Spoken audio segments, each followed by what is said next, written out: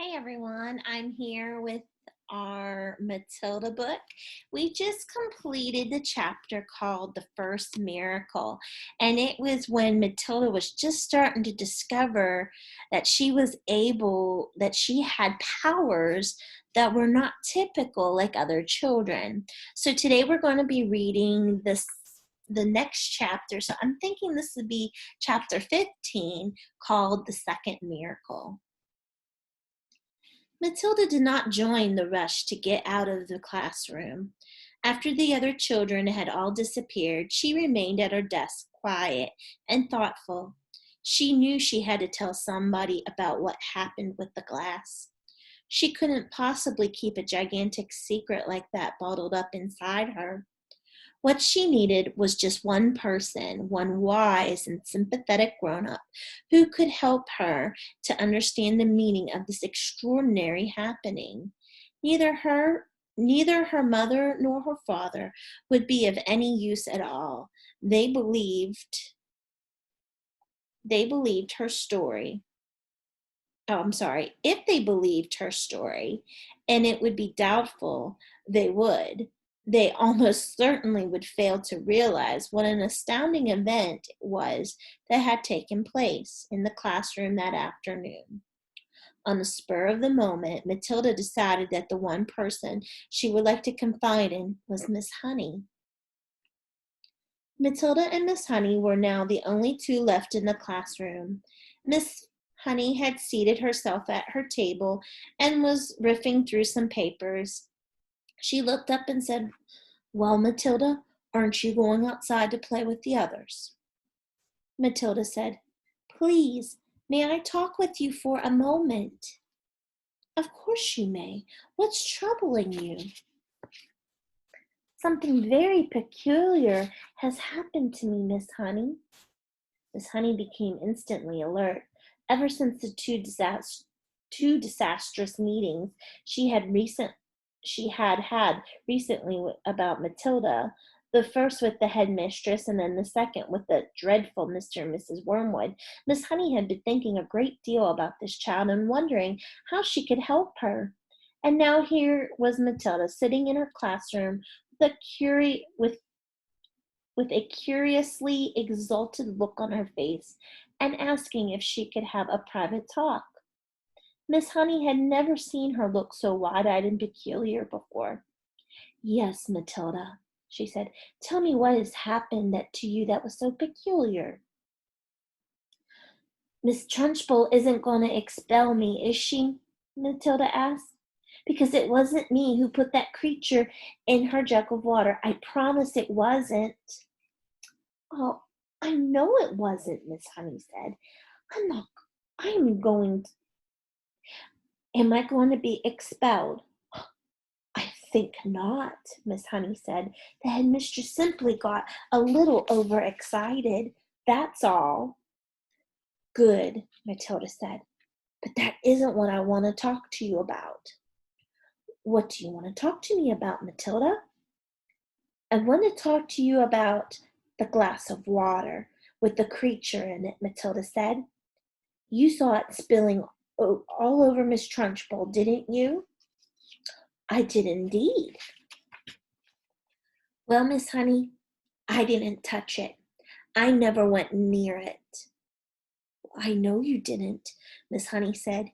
"You heard me telling the headmistress that it couldn't possibly have been you." "Ah, but it was me, Miss Honey," Matilda said. "That's exactly what I want to talk to you about."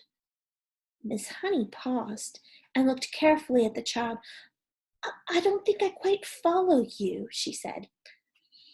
"I got so angry at being accused of something that I hadn't done that I made it happen." "You made what happen, Matilda?" "I made the glass tip over." "I still don't quite understand what you mean," Miss Honey said quietly. I did it with my eyes," Matilda said.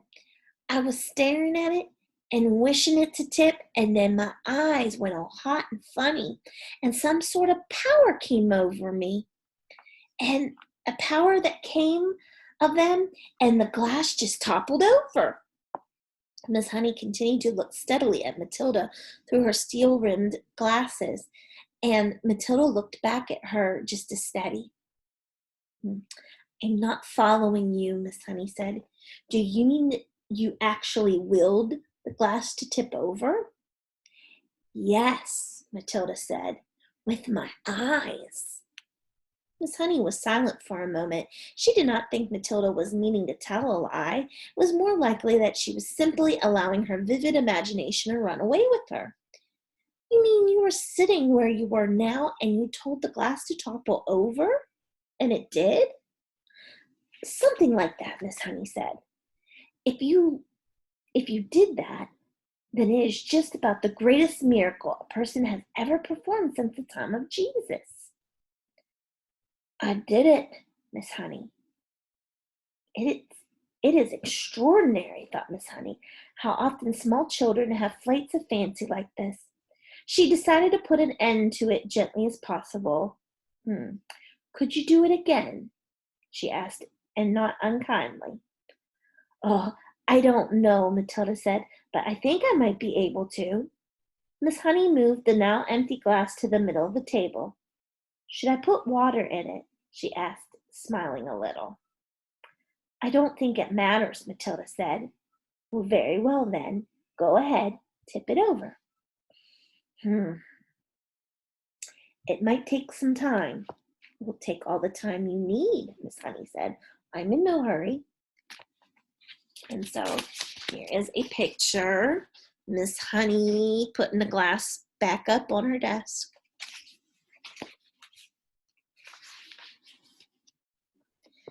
Matilda, in the second row, about 10 feet away from Miss Honey, put her elbows on the desk and cupped her face in her hands, and this time gave the order right at the beginning. "Tip the glass. Tip it," she ordered.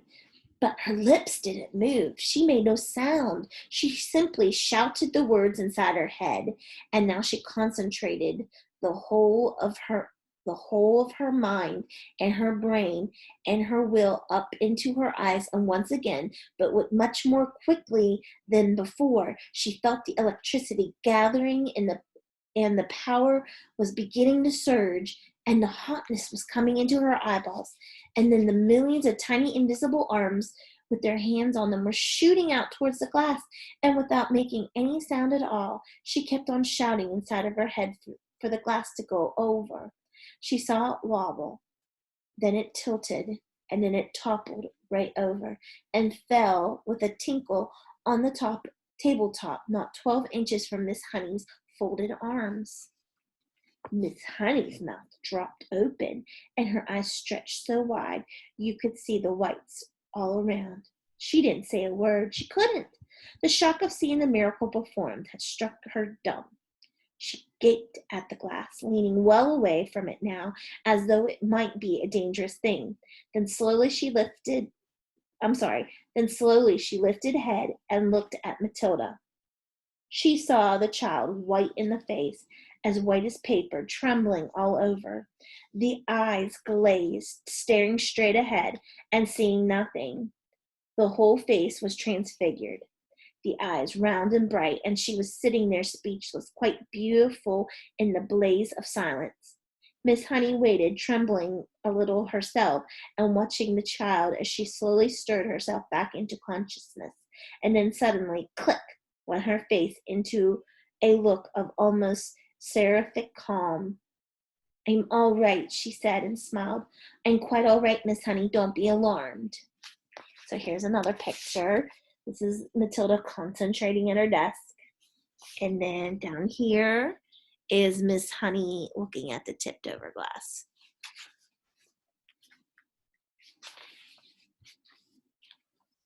"You seem so far away," Miss Honey said, awestruck. "Oh, I was. I was flying past the stars on silver wings," Matilda said. "It was wonderful." Miss Honey was still gazing at the child in absolute wonderment, as though she were the creation, the beginning of the world, and the first morning. "I went much quicker this time," Matilda said quietly. "It's not possible," Miss Honey was gasping. "I don't believe it. I simply don't believe it." She closed her eyes and kept them closed for quite a while, and when she opened them again, it seemed as though she had gathered herself together. "Would you like to come back and have tea at my cottage?" she asked. "Oh, I would love that," Matilda said. "Good. Gather up your things and I'll meet you outside in a couple minutes.